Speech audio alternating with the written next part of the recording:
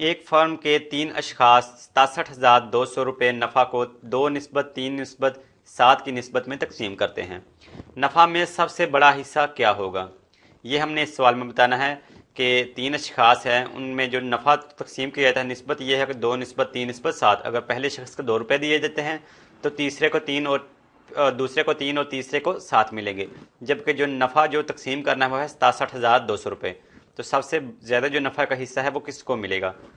نفع بتایا گیا ہے یہاں پر، نفع ہے 67,200 روپے، اور حصوں میں نسبت ہے، حصوں میں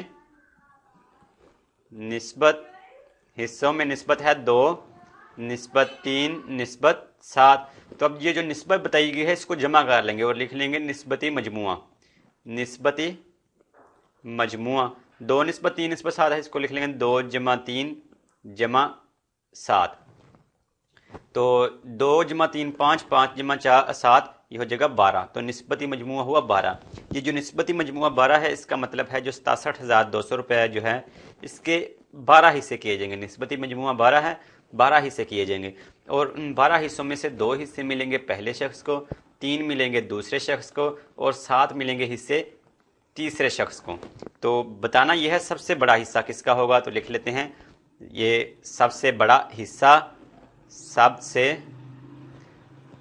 حصہ جو ہے وہ کس کا ہوگا، جس کے جو حصے کی نسبت ہے وہ زیادہ ہوگی۔ تو حصے کی نسبت جو ہے وہ 7 ہے زیادہ، جو تیسرے فرد کی ہے، تو اس لیے 7 جو ہے اس کا ہمیں پتہ ہے یہ زیادہ ہوگا اس کا حصہ، تو 7 حصے اس کو ملیں گے کل 12 حصوں میں سے، تو 7/12 کس میں سے ملنے ہیں؟ نفع میں سے، اور نفع ہے 67,200 روپے، اس لیے اس کو ضرب کر دیں گے 67,200 روپے سے۔